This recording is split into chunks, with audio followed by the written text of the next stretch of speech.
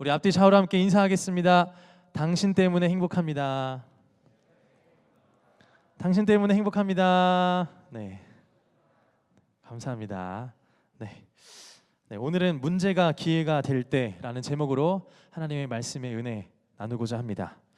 여러분, 오늘 우리가 읽은 요한복음 9장은 예수님께서 길을 가시다가 한 사람을 보시는 장면으로 시작됩니다. 오늘 본문에는 그 사람이 누구냐? 날 때부터 맹인된 사람이라고 소개합니다. 요한복음 9장 1절에 그렇게 나와 있습니다. 여러분, 이 한 구절에는 우리가 상상하는 것 이상의 깊은 절망이 담겨져 있습니다. 우리 요한복음 9장 1절 한번 읽어보도록 하겠습니다. 1절 말씀 시작.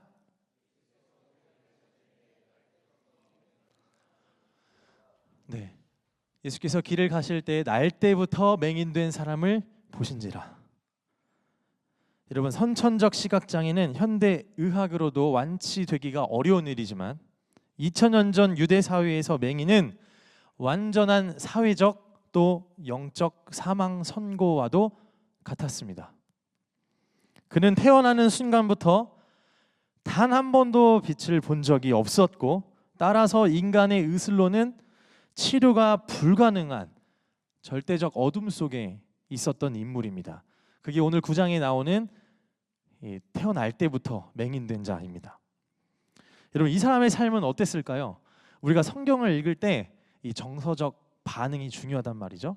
그러니까 이 사람이 어땠을지 이 사람 입장에서 생각해보고 이 사람의 상황과 시대를 한번 따라 올라가 보는 거예요. 그는 그걸로 하루하루를 연명해야 되는 삶이었습니다.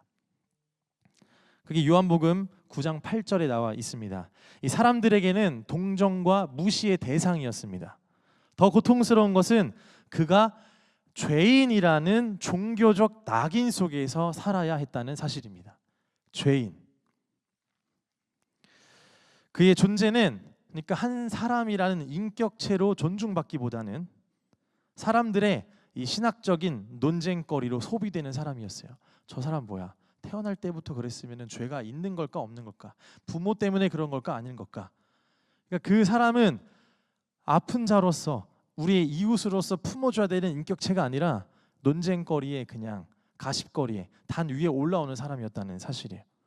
그리고 하나님으로부터 저주받았다라는 그러한 낙인이 찍힌 사람이었습니다. 얼마나 힘들었을까요, 여러분? 그의 날 때부터라는 조건은 개인의 노력으로는 결코 벗어날 수 없는 운명처럼 이 맹인을 짓눌렀습니다.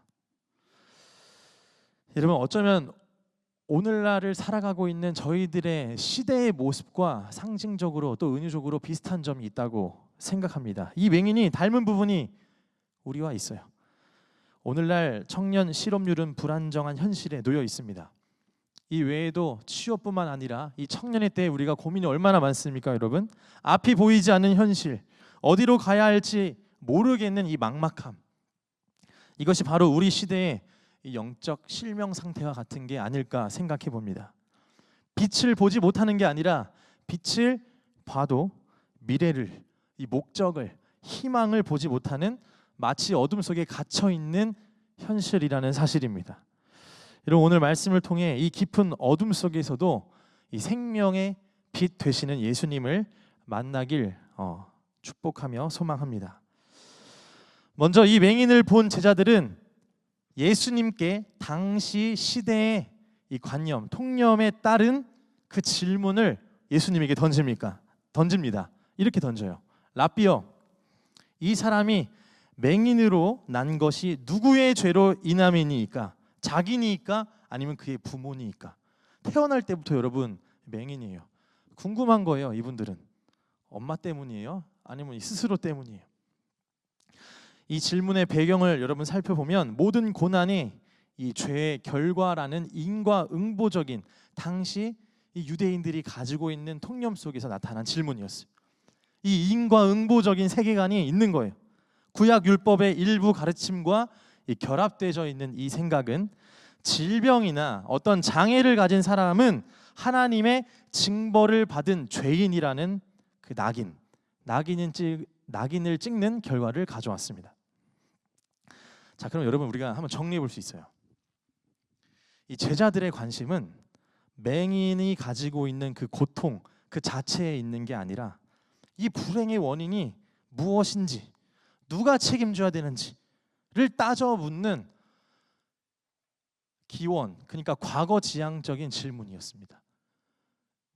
이 사람의 아픔과 이 사람과 함께 울어줄 수 있는 연민과 사랑의 감정보다는 이 사람이 왜 아픈지, 누구 때문인지 그 팩트 체크하려고 하는 호기심인지 뭔지 모르겠어.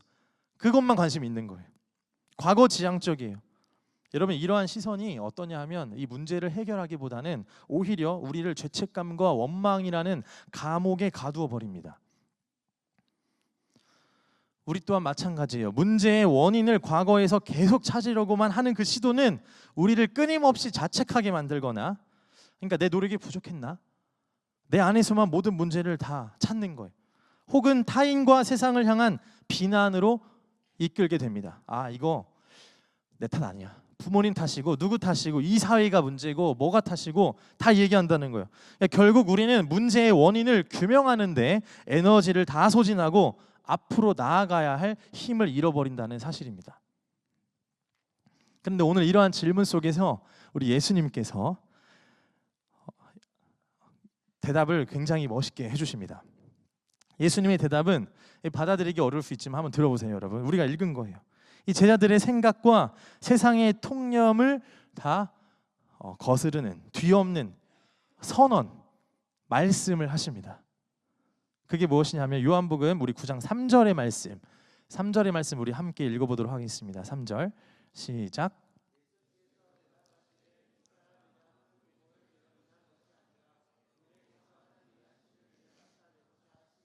그에게서 하나님이 하시는 일을 나타내고자 하심이라, 이렇게 말씀하셨습니다. 여러분, 예수님은 누구 죄 때문인가? 라는 질문에 이 전제 자체를 무너뜨리셨어요. 그리고 우리의 관점을 과거의 원인에서 미래의 목적으로 180도 바꾸셨다는 사실이에요. 이것이 여러분 복음의 핵심입니다. 하나님은 우리의 문제의 기원보다 그 문제 안에 담긴 기회에 더 관심이 있으십니다. 지금 여러분이 겪고 있는 고통과 문제는 단지 견뎌내야 할 어떤 형벌이 아니라 하나님의 영광을 드러낼 무대가 될 수 있다는 것입니다. 하나님의 영광이 드러나는 것, 그걸로만 소비되는 게 어쩌면 우리에게 이해관계가 안 맞는 것일 수 있겠지만, 여러분, 우리 잘 생각해 보자고요.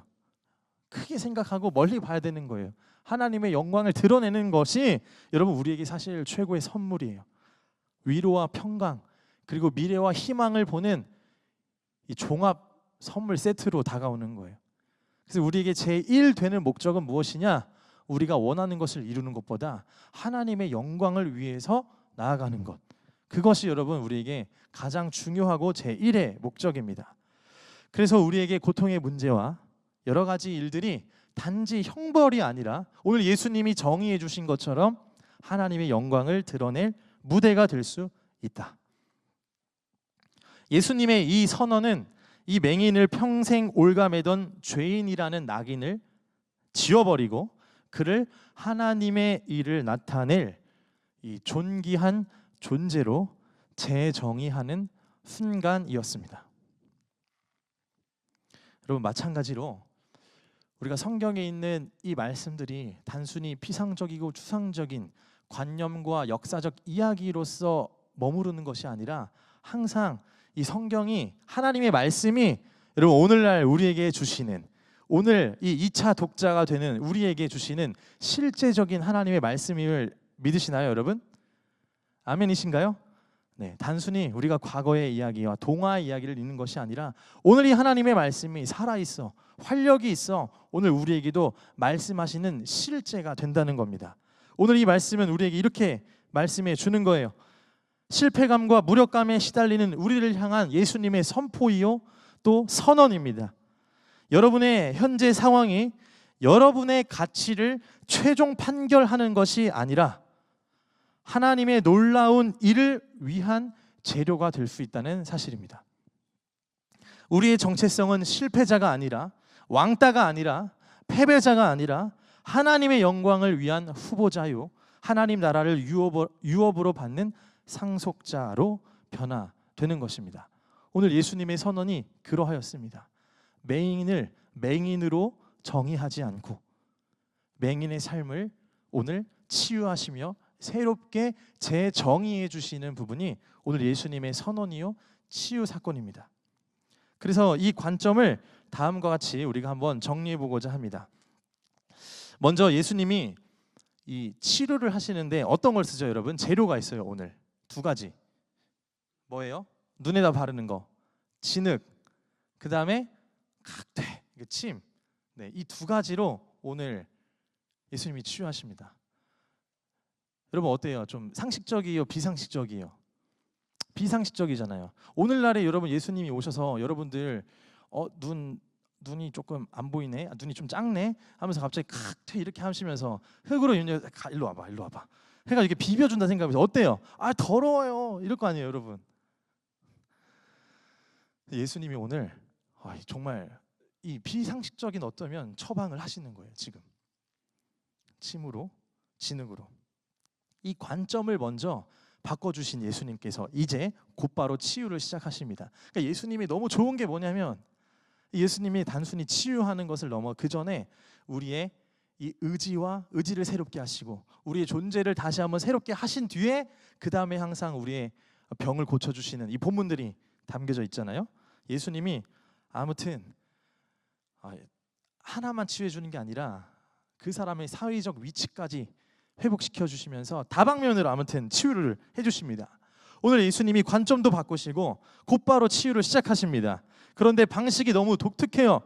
침을 뱉어 진흙을 이겨 그의 눈에 바르시고, 그러니까 말씀 한마디로 천지를 창조하신 분이 죽은 자도 살리시는 분께서 이 침과 진흙을 사용하셨다는 거예요.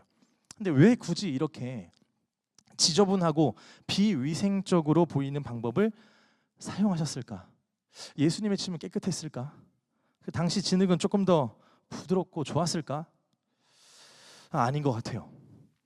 여러분, 근데 이 행위에는 항상 신학적 의미가 담겨져 있습니다. 여러 가지 해석하는 부분이 있을 수 있지만 저는 오늘 이 이야기를 하고 싶어요. 여러분, 예수님이 침과 진흙을 사용하신 이것은 창조의 행위를 떠올리게 합니다. 하나님께서 흙으로 첫사람 아담을 빚으셨던 것처럼 창세기 2장 7절에 예수님께서는 흙을 사용하셔서 이 맹인의 눈을 새롭게 창조하고 계심을 상징적으로 보여주십니다. 그러니까 이것은 단순한 치유를 넘어선 재창조의 사건이라는 말이에요. 눈과 마음을 다 새롭게 해주는 거예요. 요한복음에서는 저는 이게 맥락이 맞다고 생각해요.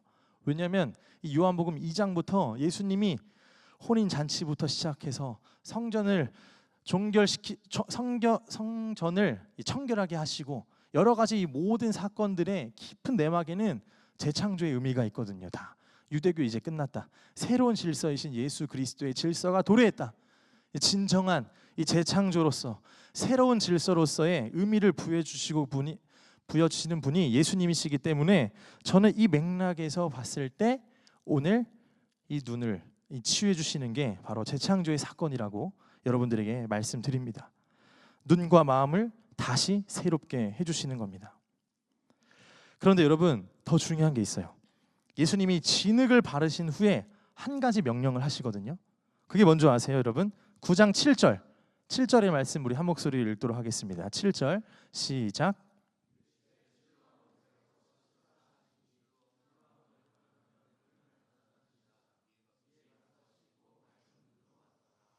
네, 여러분, 실로암 찬양으로 또 군대에서 굉장히 핫한 노래죠. 지금도 많이 부르고 율동도 있잖아요, 여러분. 네 실로암 못에 가서 씻으라고 하세요. 눈에다가 이제 진흙 바른 상태로 가라. 이렇게. 치유는 진흙을 발랐을 때 완성된 게 아니었습니다. 이 맹인 자신의 적극적인 순종과 행동이 지금 요구되는 거예요. 지금 이 맹인은 어떻게 보면 자신의 이성을 무너뜨려야 돼요. 그동안에 있었던 경험도 무너뜨려야 돼요. 눈도 안 보이는데 얼굴에 진흙까지 바르고 실로암까지 걸어가려고? 그 못까지? 말이 안 되는 거예요. 그러나 예수님이 원하시는 것은 우리 신앙생활에서 이런 말이 있잖아요. 이 적극적인 수동태. 적극적인 수동태. 여러분, 우리가 살아갈 때, 신앙생활 할 때 내 힘으로 다 안 되죠. 하나님께서 주시는 은혜와 하나님께서 인도하시는 것이 있어요.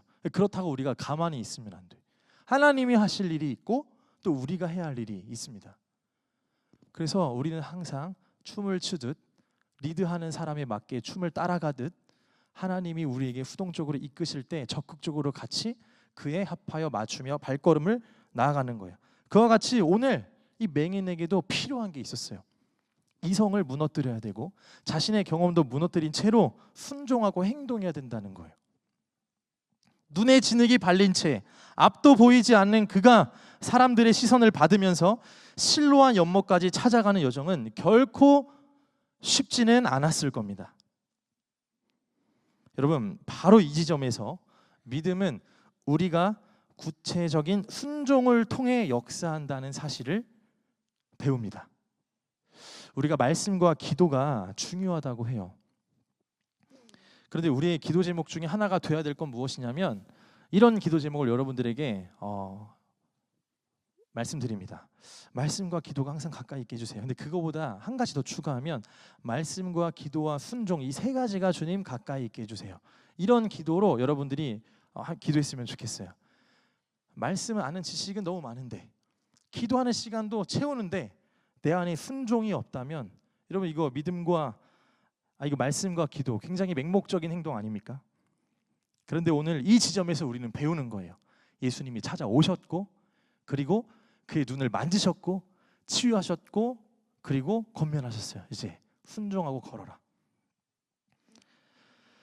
이 지점에서 우리는 보게 됩니다. 하나님의 변화는 우리가 수동적으로만 기다릴 때가 아니라 작지만 구체적인 순종의 발걸음을 내딜 때 일어난다는 사실입니다. 여러분, 그래서 이제 이 순종을 통해 결국 이 맹인은 치유받게 되고 치유받은 후에 어떻게 됩니까? 이 상황 속에서 예수님을 증거하는 사람으로 바뀌게 돼요. 그게 무엇이냐면 이제 8절에서 9절의 말씀입니다. 어떤 내용이냐면 실로암에서 씻고 밝은 눈으로 돌아온 그를 보고 사람들이 이제 혼란에 빠지기 시작하는 거예요. 아니, 앉아서 구걸하는 사람 아니냐 너. 구걸하던 사람이 아닌가? 그 사람이랑 좀 비슷한 사람인가? 막 걸어다니니까 눈 뜨고 사람들이 혼란이 오는 거예요. 근데 그때 그의 변화가 너무나도 놀라워서 아무도 그 맹인을 알아보지 못할 때 이 맹인 스스로 자신의 정체성을 선포합니다. 내가 그라. 내가 그 사람이다. 부끄러워하지 않고 말해요. 헬라어로 에고 에임이에요. 내가 그다. 즉 내가 바로 그 사람입니다. 자신의 과거를 숨기거나 부끄러워하지 않습니다. 오히려 자신의 가장 큰 문제였던 날 때부터 맹인되었던 사실을 기적의 배경으로 삼아서 당당하게 사람들 앞에서 자신이 누구인지를 선포한다는 거예요. 증언한다는 거예요. 그래서 그 사람의 정체성은 더 이상 눈먼 거지가 아니라 눈을 뜬 자죠. 예수를 만난 자가 되었습니다. 이것을 우리가 좀 정리해 보면 이래요. 이 맹인의 가장 큰 문제였던 날 때부터 맹인되었던 그 모습, 가장 큰 문제가 이제는 그에게 가장 큰, 가장 강력한 증거가 된 것입니다. 여러분, 오늘 이 본문의 내용은 과거의 실패와 연약함 때문에 부끄러워하는, 또 나아가지 못하고 무너져 있는 우리에게 중요한 메시지를 줍니다. 복음은 우리의 엉망인 과거를 지워버리는 것이 아니라 그것을 구속하여 오히려 하나님의 능력으로 역전시켜서 하나님의 영광과 이를 드러내는 증거로, 재료로 사용한다는 사실이에요. 여러분의 실패의 경험, 관계의 아픔은 지워야 할 흑 역사가 아니라 하나님의 은혜가 얼마나 큰지를 보여주는 가장 생생한 간증이 될 수 있다는 사실입니다. 그래서 문제가 곧 하나님의 능력을 보여주는 증거가 되는 것입니다. 여러분, 저도 그러한 시절들이 있었습니다. 이때를 생각하면 다시는 마주하고 싶지 않은 나의 과거다. 아팠을 때, 힘들었을 때, 왕따 당했을 때, 폭력에 노출됐을 때, 자살하고 싶었을 때, 이러한 게 저한테 참 많이 있었던 시기가 있었습니다. 그런데 이게 신기한 게 있어요, 여러분. 제가 중고등학교 때 힘들었던 적이 참 많았는데 이 대학교 때 하나님에게 질문을 했어요. 언제냐면 군대에 가서 이 무기 탄약고 알죠, 여러분? 형제들만 공감할 것 같은데 아마 아실 거예요. 왜냐면 오늘 제가 예배 전에 한 청년이 이 군에서 먹는 이 음식을 저한테 줬어요. 지금 봉지가 있는데 아무튼 군대에 관심이 많은 청년도 있고 제가 이 근무를 서고 있는데 하늘을 바라보면서 이런 질문을 하게 되는 거예요. 과거를 계속 생각하게 되는데 아니 하나님 아무리 생각해도 제가 이 과거에 하나님을 만나기 위한 스파크로 저에게 이 자살 충동도 주시고 사람들의 관계와 폭력 가운데 노출됐던 그 신을 주신 것도 알겠는데 아니 그럼 한 번 정도면 되지 이게 도대체 몇 개월 동안 이렇게 힘든 게 저는 지금 성인이 된 저한테도 이해가 안 갑니다 라는 질문을 드린 적이 있었습니다. 그러다가 한 12년이 지난 것 같아요. 이 작년에 제가 어떤 일이 있었냐면 올해도 있었는데 저에게 이제 이 사무처에서 전화가 온 거예요. 와서 목사님 목사님이 그 새롭게 하소서라는 프로그램을 제가 나갔었거든요. CBS에서. 근데 그 영상을 보고 이제 목사님에게 좀 자문을 구하려고 하는 이제 그 성도님이 있다. 그래서 저는 저희 교회인 줄 알고 바로 받아서 물어보니까 저희 교회도 아니에요. 그 영상을 보고 어쩌다 해서 연락이 닿았던 분들이 오는 거예요. 근데 이제 삶 가운데 있었던 이제 어려움에 노출돼 있고 이 폭력과 자살 가운데 힘들어하는 자신의 아들을 위해서 저에게 좀 상담을 하려고 전화한 거죠. 제가 만약에 이게 불과 한 5년, 6년 전에 그런 얘기를 들었으면 이거는 나도 아직도 해결 안 됐는데 어떻게 이런 걸로 다시 한번 옛날 생각나게 하지? 이런 불평을 했을 것 같아요. 근데 제가 이상하게 성령님이 주시는 마음이 어떻냐면 그렇게 듣고 최대한으로 그 아들과 그 가정을 위해서 조언해주고 위로해주고 기도해주고 이 본당에 와서 기도하는데 이런 마음을 하나님이 주셨어요. 주하나 너라서 이거를 너라서 맡겨줄 수 있을 것 같다.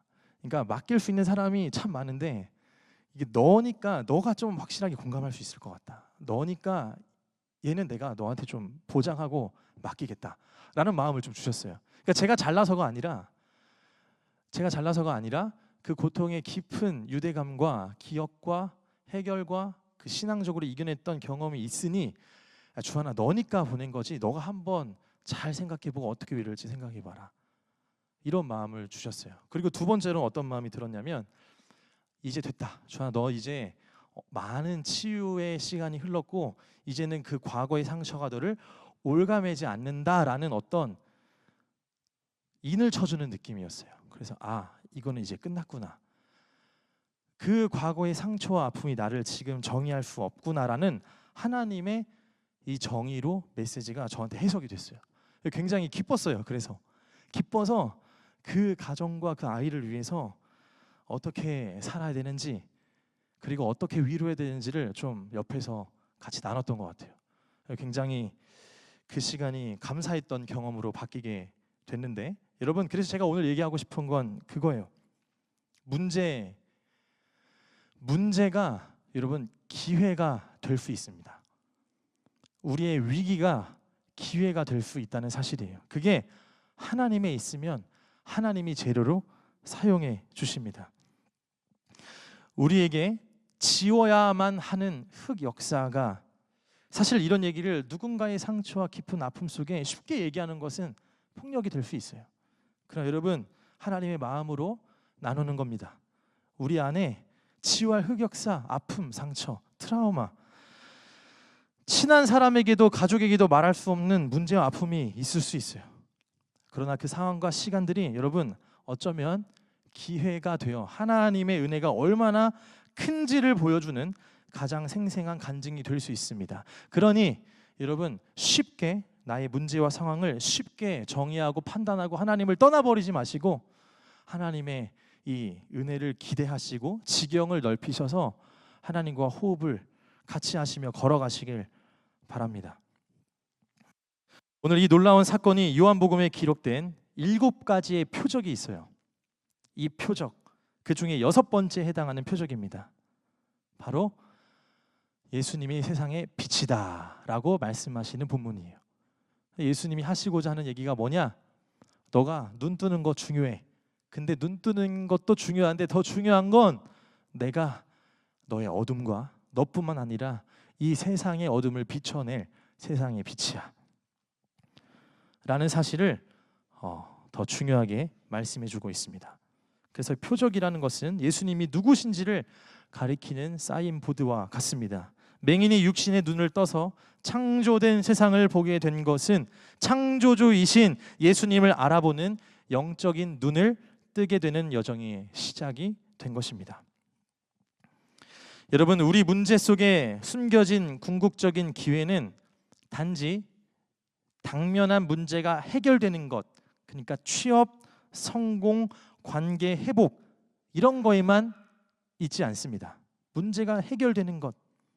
근데 그 문제 해결이라는 경험을 통해 우리의 인생의 근본적인 어둠을 밝히시는 이 세상의 빛 대신 예수님께로 나아가는 것. 여러분, 이것이 우리에게 주신 진정한 기회입니다. 문제와 그리고 위기가 어쩌면 우리에게 주신 기회라고 해석할 수 있는 그러한 생각으로 나아가는 우리 청년들 되시길 주님의 이름으로 축복합니다. 그래서 오늘 말씀을 정리해 보겠습니다. 첫 번째로는 우리 모두는 각자의 날 때부터 맹인됨과 같이 내 힘으로는 어찌할 수 없는, 어찌할 바 모르는 그 문제에 직면하게 됩니다. 두 번째로는 예수님은 그 문제를 향한 우리의 관점을 원인을 묻는 질문에서 목적으로 바꿔서 선언하시고 말씀해 주십니다. 미래를 볼 수 있도록 초청해 주시는 거예요. 세 번째로는 이 관점의 전환은 단순한 수동적인 기다림이 아니라 때로 이해할 수 없어도 신뢰함으로 그 진흙이 바른 채로 가야 하는 이 능동적인 순종이 우리에게 있어야 한다는 사실입니다. 답답하고 막막하더라도 그 마음 가지고 일단은 한 걸음 떼세요. 십자가 보좌 앞으로 떼시고 일단 걸어가세요. 넷째로는 그 결과 우리의 가장 큰 문제가 하나님의 능력을 증거하는 가장 강력한 간증이 될 수 있고 또 우리에게 주시는 새로운 정체성이 된다는 사실입니다. 여러분에게 도전합니다. 여러분, 우리에게 가지고 있는 맹인됨이 무엇입니까? 암담한 이 취업의 현실, 그리고 또 대학 생활일 수도 있어요. 사람을 만나는 것에 대한 두려움일 수도 있고 나의 기질의 문제일 수도 있습니다. 아무리 노력해도 채워지지 않는 이 공허함과 허무함일 수도 있습니다. 근데 그 문제를 향해서 여러분들이 어떤 질문을 던지고 있는지 한번 생각해 보시길 바랍니다. 왜 나에게 이런 일이? 이거 누구 탓이지? 누구 잘못이지? 근데 오늘 이 본문에 의거하여 여러분 예수님께서 그 질문을 바꾸도록 한번 마음의 문을 열어보세요. 우리 함께 찬양하고 기도할 때 마음의 문을 여시고 하나님, 이 문제를 통해서 하나님께서는 어떠한 일을, 어떠한 영광을 나타내길 원하십니까?